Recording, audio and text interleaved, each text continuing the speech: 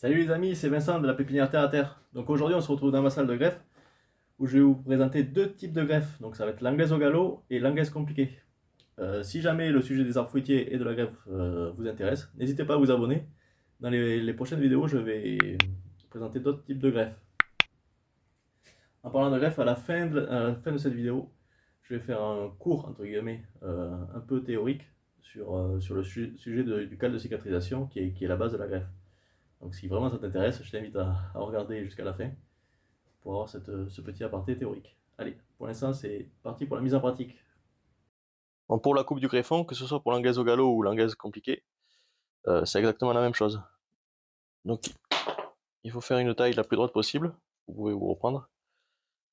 Quand je parle de la plus droite possible, c'est ici. Et vu qu'on va faire une anglaise compliquée, il nous faut faire la fente. Je la fais au centre. C'est plus facile après pour celle au galop. Donc voilà. Là, on a préparé notre greffon. Ce qu'on peut analyser sur le greffon, ce que la base de la greffe, ça va être d'aligner les cambiums. Les cambiums, c'est la partie qu'on voit là. Je mettrai une photo si c'est pas très clair à la vidéo. Entre l'écorce et le bois. Le cambium, en gros, c'est là où circule la sève, quoi. Et là, c'est ça qu'il va falloir aligner avec le cambium du porte-greffe. Pour l'anglaise au galop, il va falloir mettre le greffon sur le côté du porte-greffe. Donc pour ce faire, il faut choisir une partie lisse. Quand je dis une partie lisse, c'est une partie du coup sans nœud. Alors je vais prendre celle-là. Donc sur une anglaise au galop, on va pas pouvoir reproduire sur le porte-greffe la forme exacte du greffon. Donc le greffon à la fin, il sera comme ça, à peu près. Donc si on regarde, là, ça forme un U. Donc le U, là, on va pouvoir le réaliser sur la partie du côté du greffon. Au début, la difficulté que j'avais, moi, c'est de savoir à partir de quand commencer la distance, quelle est la bonne distance pour commencer la taille sur le porte-greffe. Donc je positionnais comme ça, je mettais mon doigt là, et là, ça me donnait mon point de départ pour mon greffon. Ensuite, petit à petit, il faut commencer à peler le porte-greffe. Là, on commence à voir quelque chose. Mais on n'est pas encore assez profond. Pourquoi? Parce que là, on voit pas encore le camion. Là, on est encore sur l'écorce. Donc on continue.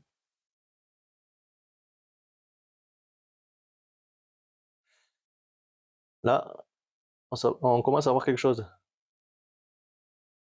Ici, là, on voit le bois et le cambium ici, là.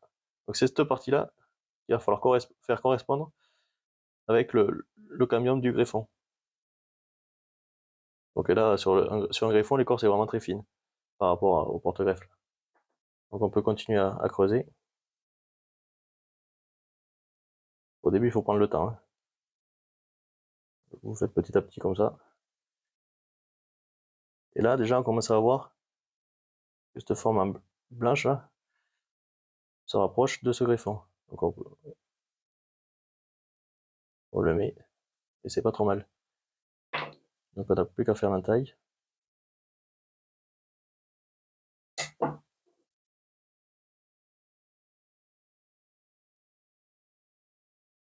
Et voilà. Et si on ne s'est pas trop trompé, bon, le greffon doit être propre. Là, à force de le manipuler, je vais salir. Mais ici, on pourra voir que le cambium du porte-greffe est à fleur du greffon.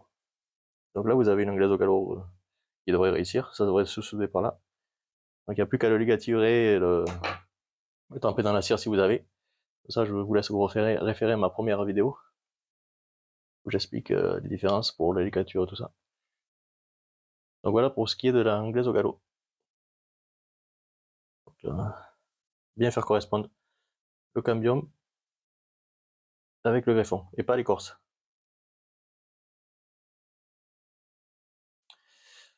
Pour l'anglaise compliquée, maintenant, on va pouvoir reproduire exactement la même forme que le greffon sur le porte-greffe.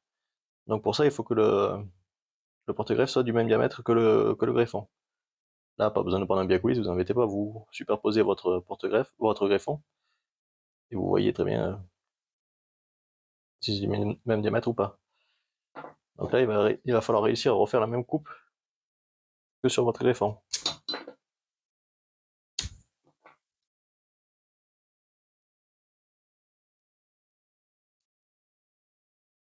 Hop.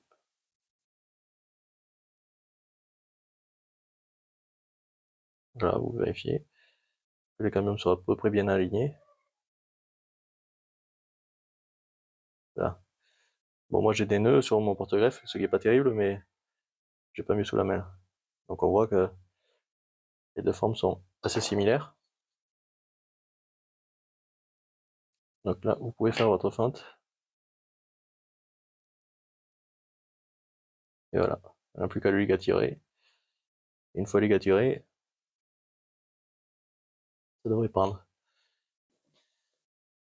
Donc une fois les deux greffes réalisées, vous pouvez procéder à la ligature. Donc il y a plusieurs types de ligature. Là j'utilise du body tape pour la anglaise au galop. Et vous pouvez également faire avec du flexiband ou du raffia, que ce soit pour l'une ou pour l'autre. Je vous montre les deux. Donc, oui, pour l'élastique, si vous utilisez l'élastique pour faire le nœud, il faudra avoir fait une croix. Comme ça, vous pouvez lâcher. Je refais parce qu'on ne voit pas la caméra. Vous mettez votre pouce là sur l'élastique. Hop. Là, vous faites une croix. Là, du coup, vous pouvez lâcher votre pouce que l'élastique se défait pas. Si vous me serrez, à chaque fois que vous avancez, vous mettez votre pouce sur votre dernier tour. Comme ça, si jamais ça lâche, c'est pas grave, vous n'avez pas tout à recommencer. Donc voilà, pour l'élastique. Moi, la suite, à la fin, je fais un nœud coulant pour pas que l'élastique ceinture l'arbre. Quand la greffe aura pris, je passerai dans le champ et j'enlèverai le nœud. Non, maintenant, dans quel cas choisir l'anglaise au galop ou l'anglaise compliquée? Si vous n'avez pas beaucoup à faire, une anglaise compliquée, vous voyez, ce sera plus propre au niveau de la cicatrisation, plus en continuité de l'arbre. Donc c'est plus joli. C'est plus joli, mais le problème, c'est que l'inconvénient, c'est que c'est pas très productif. Il faut calibrer, du coup, le greffon avec le porte-greffe. Donc il faut être sûr d'avoir des greffons du même diamètre que le porte-greffe. Alors que la glaise au galop, ça permet quand même d'agreffer beaucoup plus et beaucoup plus vite. Peu importe la taille du greffon, je pourrais toujours m'adapter sur le porte-greffe. Là, je peux aller d'un gros greffon de la taille du porte-greffe à un tout petit, vu que ça va être sur le queue, sur le côté, ça va marcher. Donc voilà, si vous êtes un particulier qui en fait pas beaucoup, l'anglaise compliquée peut être sympa. Et après, si vous voulez vraiment gagner en production et en faire plus, quoi, faire de l'anglaise au galop.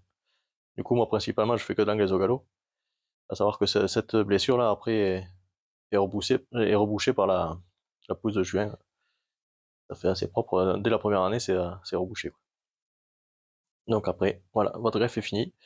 Moi, je la trempe dans de la cire à greffe, exprès pour les plaies qui sont ouvertes. Mais si vous n'avez pas ça, vous pouvez acheter soit Marbella, soit mettre du body tape un peu partout là, sur les parties ouvertes, quoi. Surtout sur les plaies. Les yeux, c'est pas nécessaire. Mais voilà. Ou si vous faites de l'élastique, serrez davantage l'élastique pour que l'élastique soit hermétique, mais je suis pas convaincu. Il vaut mieux faire de la cire à greffer ou avec le body tape. Voilà pour les deux greffes.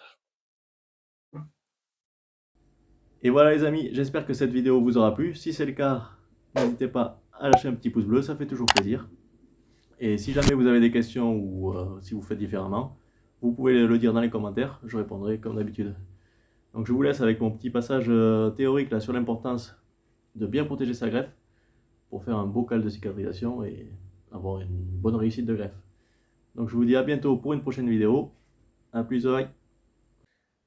Du coup, pour refaire vite fait un point et me répéter un petit peu, mais sur la composition du bois. Donc il va y avoir trois grosses familles. Bon, je vais vous passer les noms techniques, Liber, tout ça là. Du coup, la première partie là, ça va être l'écorce qui se trouve à ce niveau-là. Suivi juste derrière du cambium, puis du bois. Donc le cambium, c'est lui qui va générer l'écorce et le bois. Donc là, après, sur une coupe un peu plus réelle, on voit le Liber, c'est l'écorce. le trait tout fin là, un peu transparent, c'est le cambium, et juste après le bois. Si on réalise une coupe nette là, sur une branche ou un tronc, on voit là, le bois d'un côté et l'écorce de l'autre. Et on s'aperçoit que la seule partie qui a poussé, c'est donc le cambium au milieu, qui fait ce sort de bourrelet là. Donc le cambium est la seule partie capable de pousser sur une branche, quoi, quand on coupe une branche. Là, si on effectue une coupe comme on voit là sur cette photo, qui ressemble fortement à une coupe qu'on peut faire pour l'anglaise au galop, là, on retrouve là l'écorce, cambium et bois, comme d'habitude. Donc l'arbre peut agir de manière différente pour cicatriser. Donc si on fait rien, qu'on laisse la plaie telle qu'elle, la branche va générer ce qu'on appelle un bourrelet cicatriciel, qu'on voit en haut. Et donc ça, on le voit souvent sur les arbres blessés dans la nature ou autre. Donc petit à petit, le bourrelet va recouvrir toute la plaie, mais c'est très long, enfin c'est long quoi, ça se fait pas de suite. Contrairement à l'image d'en bas où on voit un cal de cicatrisation du coup qui a recouvert vraiment toute la plaie. Et en fait, la seule différence entre les deux photos, c'est que sur celle du bas, eh bien, la plaie avait été recouverte, comme nous, ben, soit avec du BI tape ou la cire, tout ça. On met l'arbre dans les conditions idéales pour faire ce cal. Et du coup, c'est ce cal qui va faire la liaison, enfin la soudure entre notre greffon et notre porte-greffe. Donc sans ça, la greffe ne prend pas et il n'y aura pas de continuité entre le greffon et le porte-greffe, donc pas d'arbre quoi. Donc c'est là que tout est le secret de la greffe, c'est à la réalisation de ce cal de cicatrisation. Donc de bonnes conditions, je répète, de bonnes conditions pour la réalisation de ce dernier. Voilà, je ne sais pas si mes explications ont été compréhensibles, j'ai essayé de vulgariser un maximum. Mais en tout cas, si tu as des questions, toujours, n'hésite pas dans les commentaires. Allez, à bientôt!